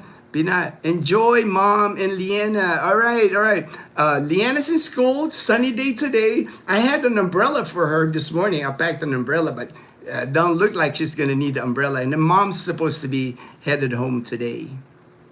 Hannah, hi, J Boy. Clark train station is coming along and looking good. All right, good to hear. Thank you for the update, J Boy. I know it's been in the works for many years now. I keep hearing about 30% into the works. All right, that's a good. I mean, 30% is good, man. That's better than all this. 30. I'm happy hearing that 30%. So at least it's getting done. At least. I know the airport, right? The massive airport, the $1 billion airport that they're building in Bulacan. I know they're having good progress of that too. That will decongest the airport in Manila. When they open that massive airport in Bulacan. Bulacan's not far from the Manila airport now. I would say an hour travel. So once they build that, and it's along the highway, that was smart of them to do.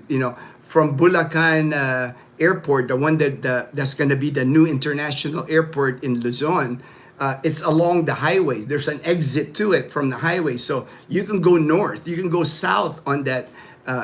At least they thought about that. They thought about building that airport in a nice area, and it's going to be massive. Lots of parking, lots of that will really decongest. That will help the chaos that happens at Manila International Airport. Hi, Hannah from J Boy.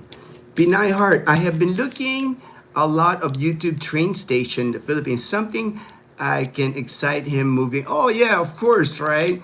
And it's good. At least Pinay Heart, it's coming. There's a lot of trains that they're building. I think they were talking about that even here in Panay Island at one time, but I haven't seen any progress here as far as trains here in Panay Island.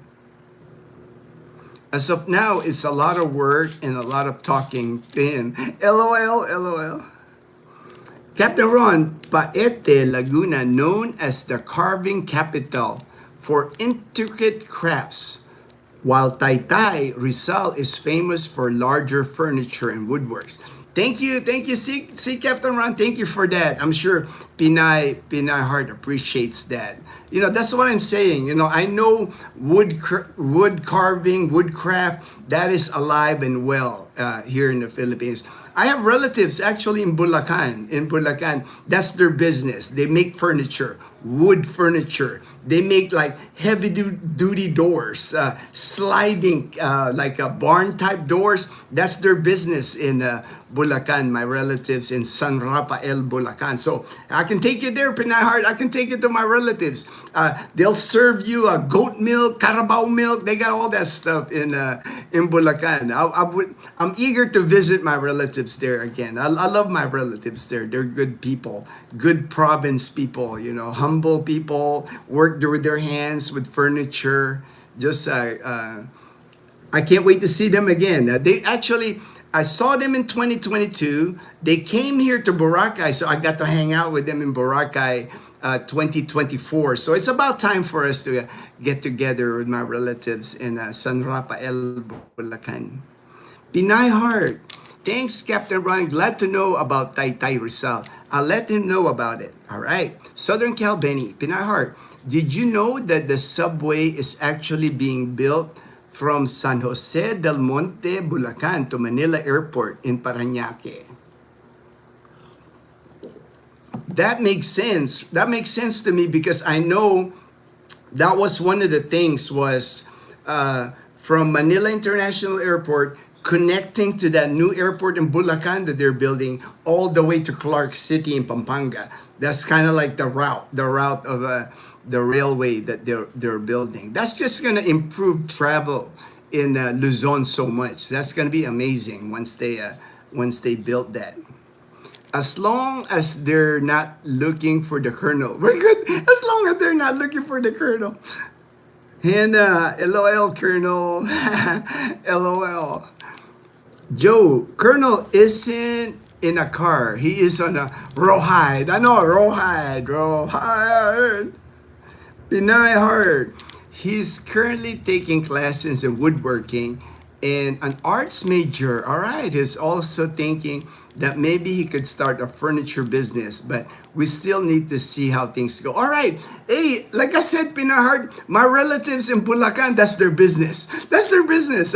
I'll connect you guys. We're friends now on Facebook, so I'll send you like links to my relatives in San Rafael, and you'll see some of the stuff they make. They make amazing stuff that they make out of wood.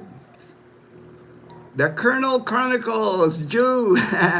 Colonel, where did you get that extra long fishing? I know, right? Man, that's like, I've never seen anything like that. I've never seen anything like that in my life. Looks like a 25 foot fishing pole. I've never seen it. The first time ever I've seen that with the Colonel. Haha, right, Kuya Gino? Home along Dariles because he doesn't like amusement park, but he only wants trains. Maybe he can learn to commute someday. He's verbal but limited. Yeah, see, that's not a problem here, man. People, there's, people here that I know, like, limited verbally communication, but people are just more friendly here, accepting of like disability when you have disability here. Hopefully, by the time you move, Pinay Heart, the train is complete.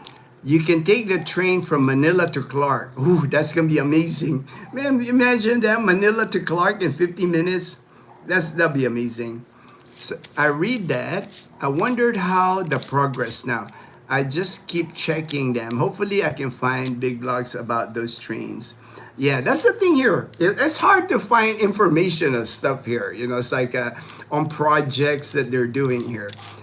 All of a sudden, it'll just be like, oh, it's almost done, or opening soon. You know, opening soon. It's been years, but I believe I got the bat at Bass Pro, Savannah, Georgia. Hi, Jabo. Hopefully, too. When I hired a personal assistant for him, they can just take him to the train ride. LOL, I know, right? I don't know. That'd be an awesome life in the Philippines. He can live there with help, not here. Yeah, yeah. See, that's the thing. You know, it's like even I have friends in Iloilo City.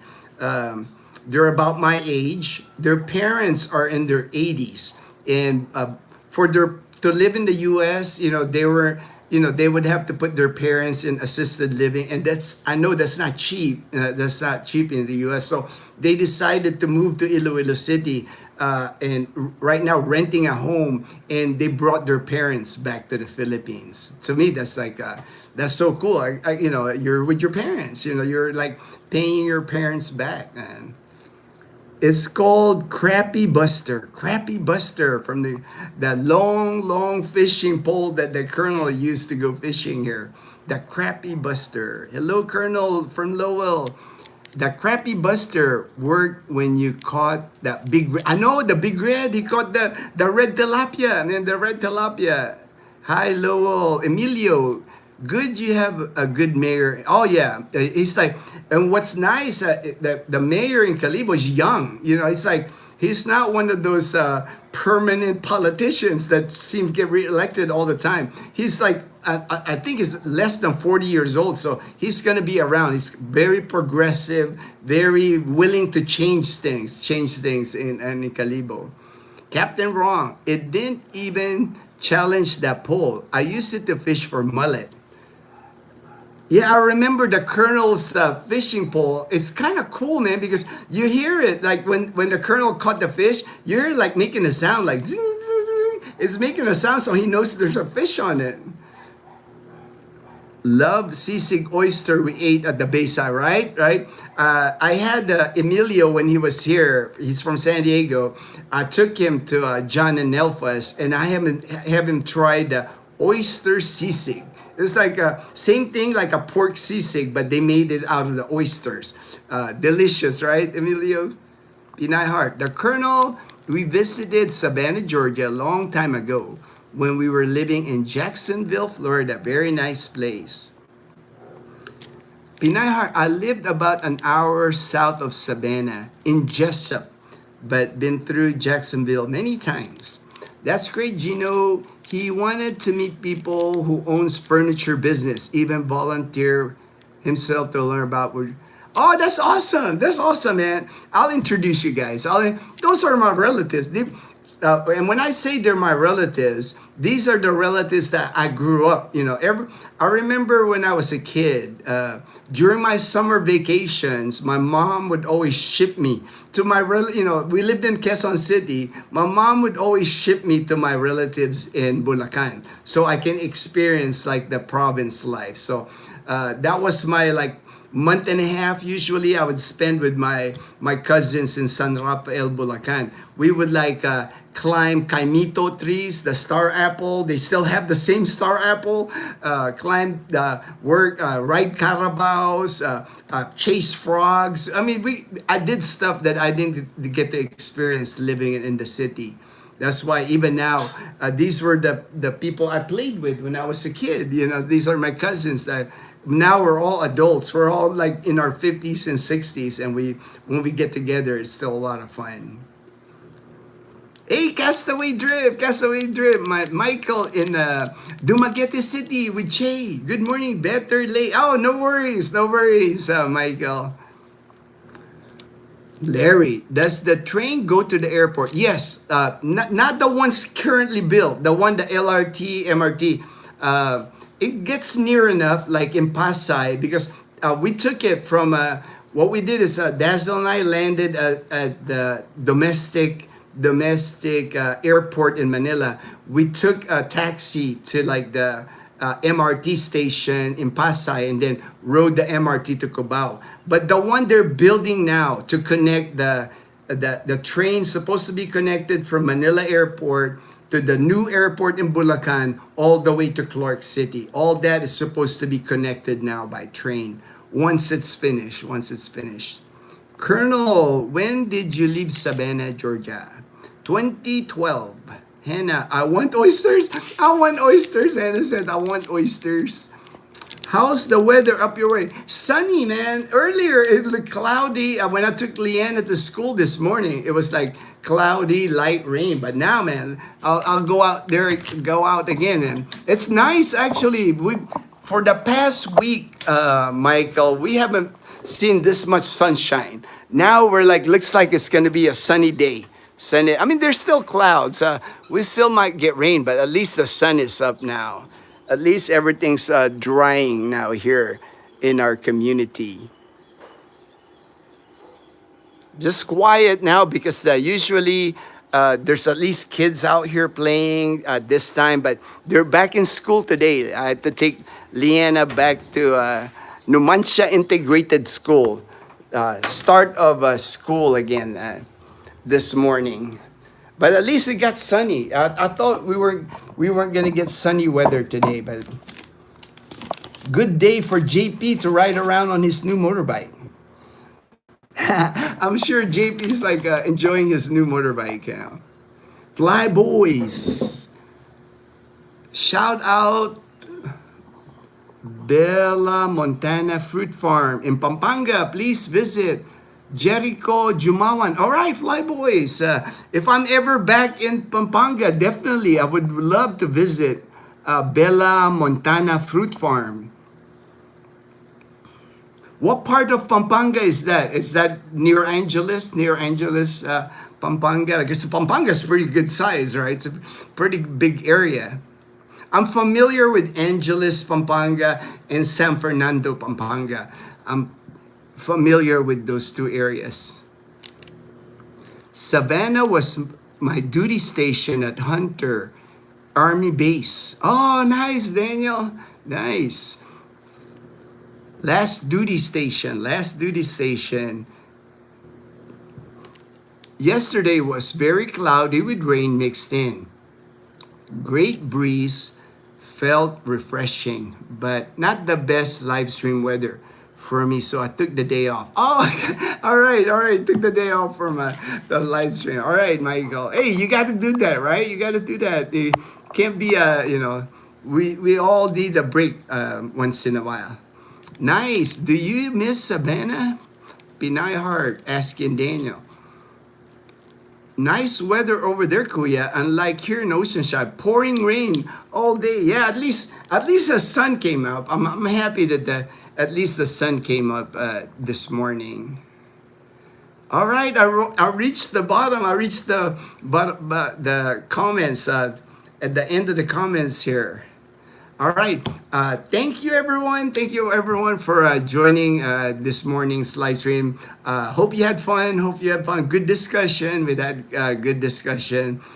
Drive safe. If you ever decide to drive here in the Philippines, be careful when you drive here. Definitely a different experience driving anywhere else I've been. It's like I've traveled in the military, traveled all over the world, and it is a challenge when you start driving here in the Philippines. So just be careful. Be careful. Blessed Monday. All right, blessed Monday, Michael. Pinay Heart, not really. LOL. Thank you for all right, and thank you, Pinay Heart, for the super chat. Appreciate it.